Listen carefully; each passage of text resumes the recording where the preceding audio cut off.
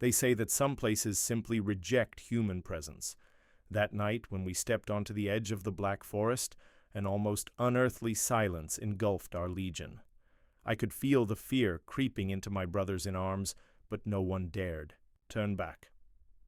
What lurked among those trees was no ordinary enemy. It was something ancient, hungry, waiting for anyone foolish enough to cross its domain. And we did. To this day, no prayer has saved me from the horrors I saw there. Do you think you are ready to hear what really happened that night? Then close the doors and come with me. This was not what the bards of Rome sang of glory and conquest. To serve as a legionary in Germania was to wake before the sun, feeling the icy dampness of the mist seep through the rough woolen blankets. The Roman camp, carefully laid out with ditches, palisades, and sentries, seemed fragile in the face of the untamed vastness that surrounded us. In the distance, the Black Forest rose like a living wall, its ancient pine trees casting shadows that seemed to move with a life of their own. Mornings began with the clang of shields being polished, the acrid smell of olive oil mingling with the aged leather of their sandals and the rust of the iron of their gladiuses. The legionaries lined up silently for barley porridge and stale bread, chewing more out of habit than hunger. Latin, our language of conquest, was lost in whispers. Here, even the words seemed too heavy. There were suspicious glances, the murmurs, of soldiers who had not slept properly for weeks. The centurions shouted orders, demanding discipline, but even they, men with scars and medals, lowered their voices when they mentioned the forest. The locals called it the Schwarzwald, but among us it was just the edge. Many said that the Germanic gods themselves reigned there, and that human sacrifices were made in the hidden clearings. There were strange symbols carved into tree trunks and stones, runes that, according to the ancients, were used to ward off demons and spirits of the night. At night, in the flickering light of the campfires, stories of missing patrols circulated, like ghosts. Some swore they heard distant drums and guttural chants. Others spoke of wolves larger than men and with red eyes among the trees. The fear of the unknown was as real as the threat of barbarian warriors. Many of our soldiers carried amulets hidden under their tunics, pieces of bone or medallions stolen from distant temples, trying any protection against what they could not see. The smell of sweat, smoke, and wet earth was omnipresent. The wind seemed to carry voices that only the insane could understand. And even the most rational, forged in battles for the honor of Rome, felt the same unspoken truth. It was not only men that we had to fear there. No one admitted it, but everyone knew it. On the edge of the empire, facing the Black Forest, the legionaries' courage was tested not only by war, but by the unseen weight of what lived in the darkness. That night the camp seemed suspended in time, as if even the wind avoided crossing our ranks. We had finished another day of exhausting tasks, reinforcing trenches and repairing palisades, when Publius's absence began to be noticed. He was one of the most experienced among us, never late or missing without warning. At first, we tried to convince ourselves that it was just another long patrol, but as the shadows lengthened, a cold uneasiness settled over the tents. The officers ordered a discreet search of the surrounding area, but all we found was Publius's helmet, lying on the mossy ground at the foot of an unusual tree. Its trunk was covered in strange markings, symbols carved with ancient precision, Germanic runes, some said. There were dark stains near the roots, as if the earth had absorbed blood. The forest seemed to breathe around us, making each step heavier, and a dense silence pressed down on our chests. Even the birds, always restless at dusk, had disappeared. Soon a new fear swept through the camp. It was not just Publius. 2 other scouts sent in search of him also did not return. What had previously been uneasiness turned into veiled panic. The centurion, always firm, showed signs of hesitation in his eyes. He gathered the most experienced soldiers, lowered his voice, and announced a difficult decision. We would set up a rescue patrol at dawn, entering the Black Forest along an old Germanic hunting trail where no one had dared to tread since last winter. During the night, no one slept. We saw faint, distant lights flicker between the trees, accompanied by muffled sounds. They weren't voices, but drawn-out laments that seemed to come from another world. Some said it was just the wind, but others, the more superstitious, made protective signs and murmured prayers to the Roman gods themselves, and to entities that didn't even have names. When day finally broke, I was one of the names called by the tribune. I felt a mixture of pride, fear, and a strange resignation. As we prepared our equipment, we knew that this patrol would be different from anything we had ever faced. Something invisible and ancient awaited us in the heart of that forest, and each of us carried in our eyes the certainty that, upon crossing that threshold, we would leave behind not only the safety of Rome, but part of our own souls. The announcement of the mission fell upon us like an unbearable weight. No one wanted to show fear in front of their superiors, but it was impossible to hide the evasive look, the clenched fists, and the grinding of teeth of so many companions. As soon as the tribune walked away, we formed a tight circle, trying in vain to convince ourselves that there was no choice but to obey. "They didn't pay me enough to go into that darkness," grumbled Lucius, a legionary from Tarentum, sweat dripping down his forehead even in the biting morning cold. "No one comes back from that forest the same. Publius knew that. Maybe we shouldn't even try." His voice sounded hoarse, almost a whisper, afraid of being heard by the forest itself. "They're just barbarians, nothing we haven't faced before," replied Marcus, trying to hide the trembling in his hands as he clenched the hilt of his gladius. The comment, though courageous, found no echo. We knew it wasn't true. The Germans inspired fear, but what was lurking here was different. Deep down, an ancient superstition was eating away at our courage. We remembered the stories told around the campfire, ancient gods who lived in the trees, spirits hungry for foreigners, curses cast against those who desecrated hidden sanctuaries. Some soldiers crossed themselves in the Roman fashion, others carried small amulets made of bone or coins buried under the leather of their sandals, hoping for some protection. Petronius, the oldest of the group, looked at the group with a somber look. "My grandfather used to say that forests are portals, places where time does not flow the same way. If we get trapped inside, we might not even return to the same world." We left. An icy silence fell, broken only by the rhythmic blowing of the wind against the tents. Deep down, I tried to convince myself that it was all the result of tiredness and the fertile imagination of frightened men. But my mind betrayed my body. "What if it's true?" I whispered to myself. "What if there is something out there that cannot be killed with iron and fire?" My companion's eyes met mine, and for a moment we were all brothers in doubt and fear. Even so, each of us knew we would not retreat. Honor, duty, and the pride of the Legion kept us standing, even. When our legs threatened to give out, we would march because it was our destiny, but deep down we all knew, from that moment on, it was not only our lives that were at risk, it was our very souls. When the sun finally broke through the fog, preparing the camp for the advance, a figure stood out from the shadows of the tents. It was Agrippa, a veteran almost as old as the Legion itself, whose scars on his face and arms told stories of battles forgotten by the younger ones. They said he had survived ambushes in Dacia and the crossing of the marshes of Britain, and that he bore on his body the signs of all the pagan gods he had ever crossed paths with. The younger ones tended to avoid him. Agrippa's gaze always seemed to know something that the others didn't, something they'd rather not find out. Noticing our uneasiness and the murmur of fear among the soldiers, he approached the circle, leaning on his spear as if it were the last anchor keeping him in the world of the living. "Never enter a Germanic forest without asking permission." "From its owners," he murmured, his voice hoarse and low, forcing everyone to lean in to hear. "There are more eyes among those branches than you can imagine. Not just the barbarians, no. They are ancient things. Things that the Germans themselves fear to name." One of the soldiers tried to laugh, but the sound died before it could come out completely.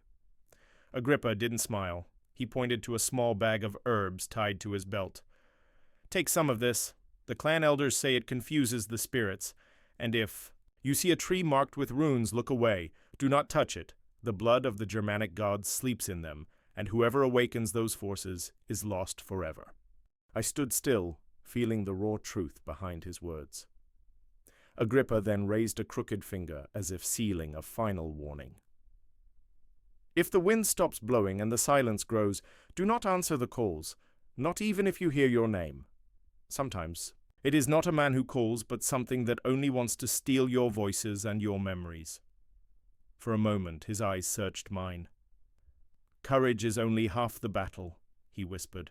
"The other half is respect. And here, respect saves more than iron."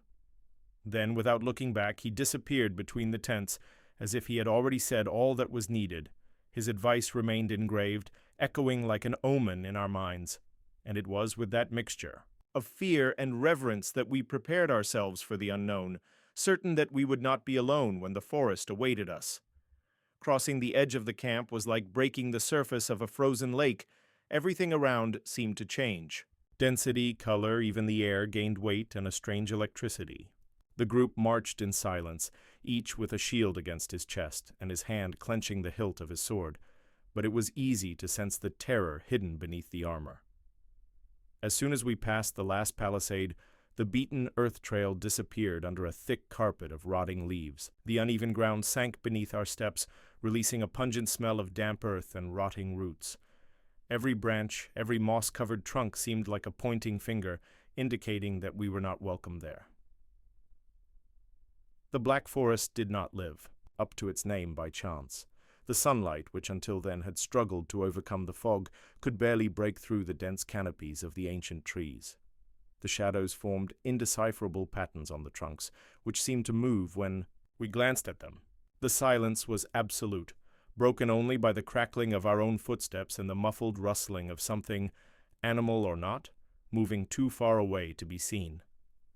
The smell of pine resin mixed with the rancid odor of mushrooms, and there was a constant presence of humidity which stuck to clothes and made bones ache. Birds? None. Nor insects. Only the sound of the wind, which inside changed direction unpredictably, occasionally bringing the echo of distant voices, or were they just memories of the stories we had heard? We walked in a line, eyes alert, every sense on edge.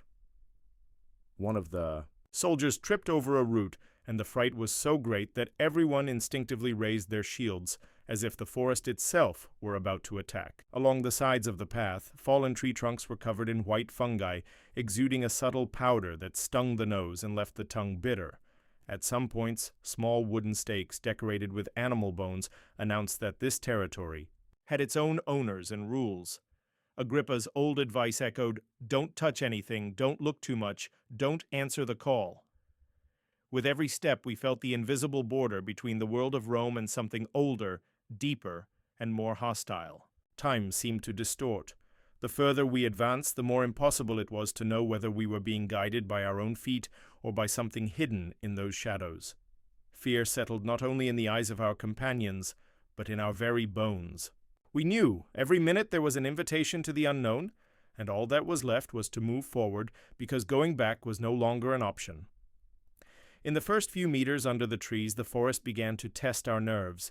Each step was a bet against the invisible, and the light dimmed so quickly that it seemed like it was always getting dark.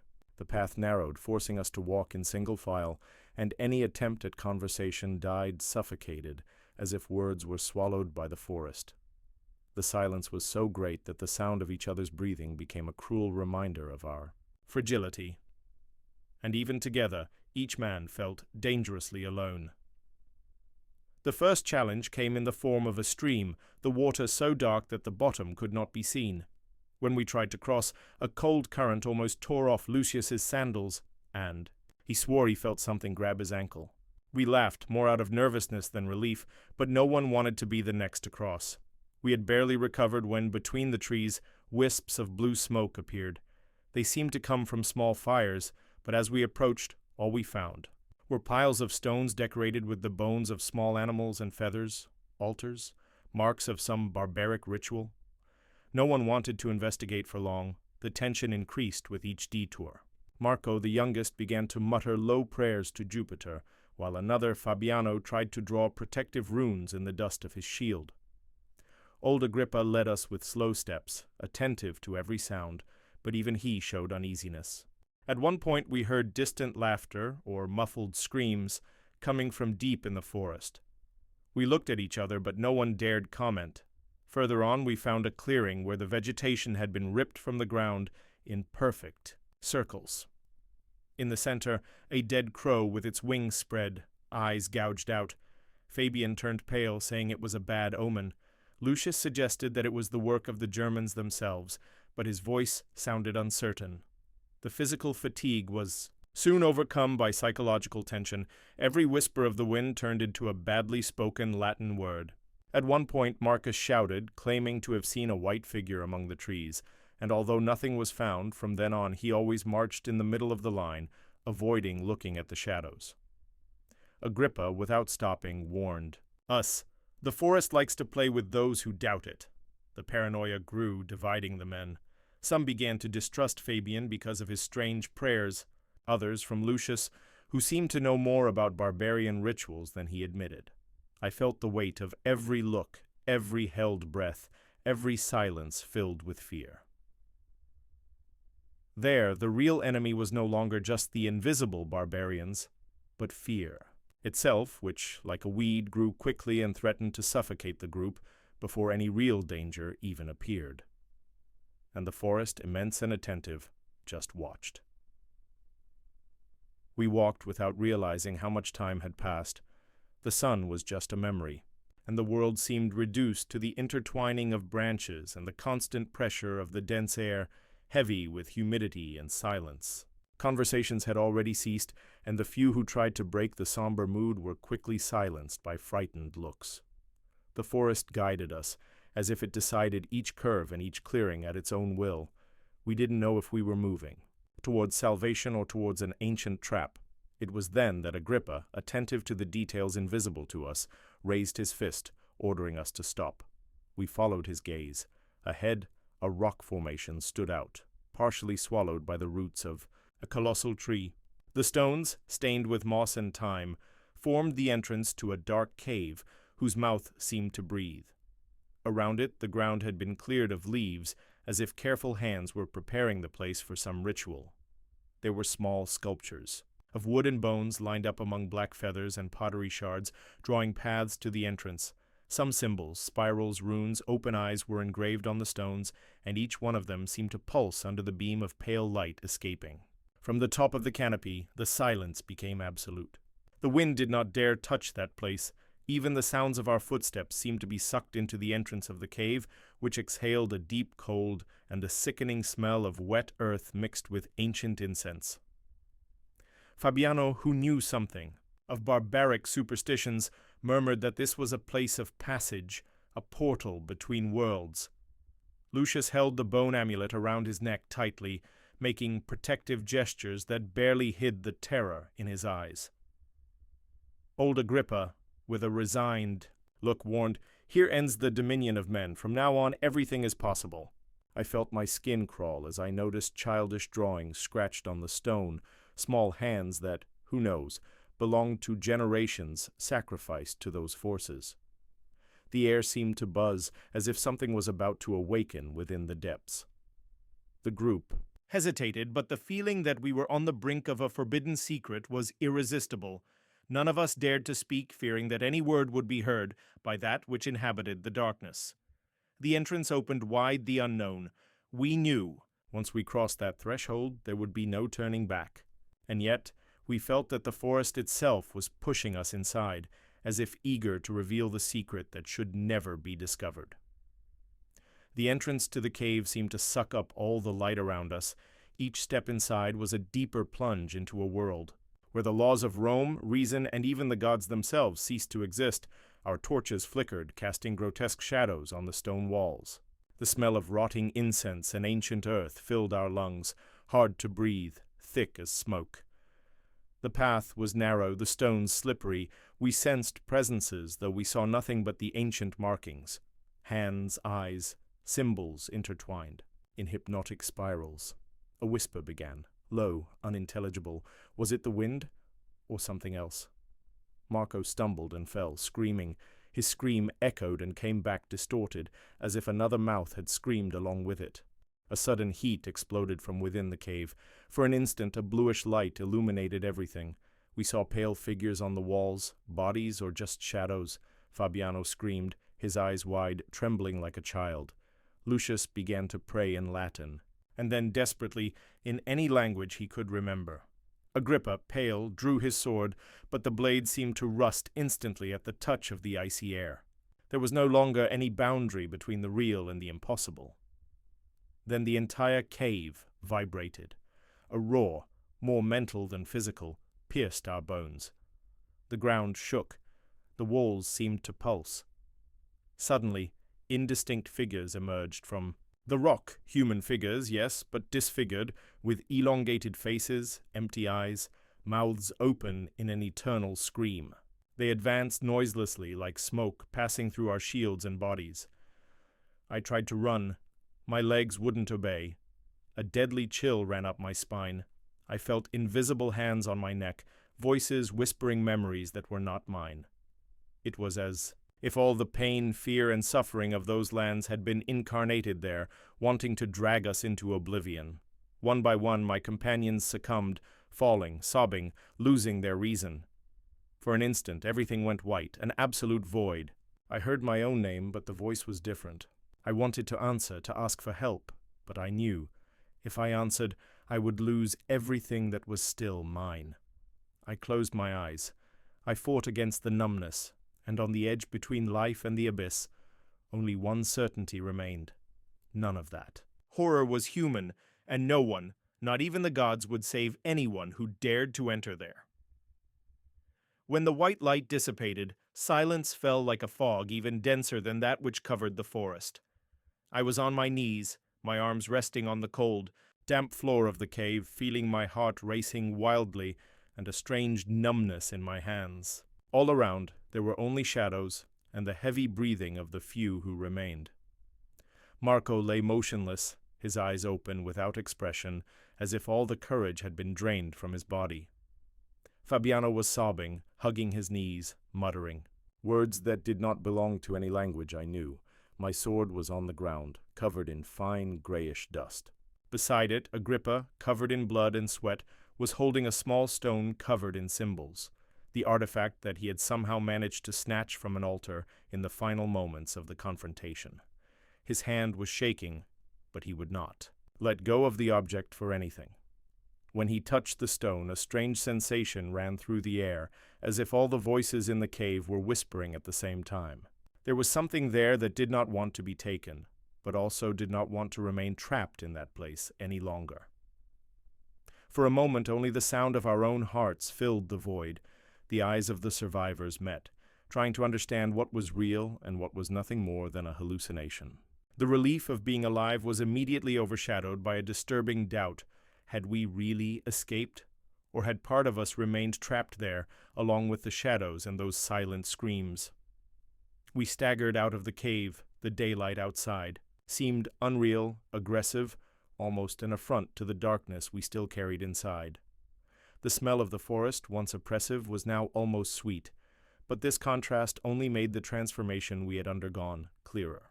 We were no longer the same men who had entered that ancient hole. Each of us carried in our eyes the mark of a secret impossible to share. The artifact remained with us, its origin and purpose unknown. Agrippa said nothing more about what he saw, and the others preferred silence. Deep down, we all knew it was not just an object that we had brought from that cave. It was a burden, a curse, or perhaps just the certainty that there are places where no man should enter, and the forest around us seemed to smile, as if it knew that we would never be free of what we found there. The walk back to camp was made in silence, not the tense, expectant silence of the first time, but an empty, devastating silence, where each step echoed among the trees as a reminder of everything we had lost. The sun, filtered through the canopy, seemed weaker, and even the cold breeze from Germany now had a bitter, almost hostile taste. The weight of the artifact in Agrippa's hand gave the impression that the entire forest was following us with invisible eyes, whispering behind every tree trunk. We arrived at camp like ghosts. The soldiers who remained greeted us with a mixture of relief and fear. Relief at seeing that at least some of them had returned. Fear because they knew by our empty gaze that we would never be the same. None of us had the courage to tell them what really happened in the cave. When they tried, To ask about the missing, we looked away or simply remained silent, as if our words would also condemn those who had seen nothing. That night, no one slept. The heat from the fires seemed incapable of dispelling the cold we felt inside. The smell of smoke and food burned our noses, but no appetite could survive that experience. Some tried to pray, others sank into silence, staring into the void. Agrippa watched the artifact like an old, suspicious dog, and the others avoided it, as if they feared that touching it would reopen the door to the abyss we had left behind. The following weeks passed in a blur. The daily exercises, the patrols, and even the punishments seemed irrelevant compared to what we had experienced. The laughter disappeared from our faces, the camaraderie gave way to distrust. I saw in the eyes of my companions the same restlessness that haunted me. Whispers in my ear in the dead of night, figures passing through the trees, memories mixing dreams and reality. At times I doubted whether I was truly awake. The camp, once safe amidst the barbarian hostility, now seemed a fragile shelter, about to be invaded not by men but by ancient forces, hungry and merciless. I became a stranger even to myself, reacting to sounds no one else could hear, wary of shadows, wondering in my mind if I would ever truly return to the world I knew. Something in me had died in that forest, and what was left would never find peace. The nights that followed our return became a silent battlefield, fought no longer against enemies of flesh and blood, but against inner horrors I had never known before. Sleep became a treacherous enemy, and each time I gave in to weariness, the forest returned. I found myself among the trees again, the mist creeping over my feet, the shadows watching me. Marcus's scream, Fabiano's whispers, the cold presence of the artifact in Agrippa's hands, all blended into a nightmare that did not end with waking. One night, I was awakened by a scream. I left the tent gasping for breath, only to find Lucius, the last of the remaining ones, completely out of his mind, accusing me of having brought a curse upon the group. "You should have refused. You should have burned that object." He was shaking, his eyes lost, pointing at me as if I were a traitor, a conspirator. I tried to argue, but words seemed useless in the face of the fear that now separated us. Others woke up to the commotion and quickly intervened, calming Lucius and pulling him away. But the seed of distrust had already been planted. The next day the tribune called me in. He looked deep into my eyes, searching for any sign of madness or weakness. He asked me what had really happened in the forest. I considered lying, saying it was just a skirmish with barbarians, but the whispers of the nightmare were still fresh. I chose a partial truth. What we found there was ancient, and not meant for human eyes.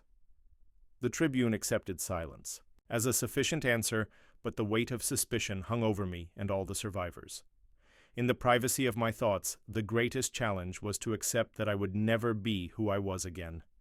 I learned to hide my tremors, to disguise my insomnia, to laugh when necessary. The external scars healed, but the internal ones still burned, silently.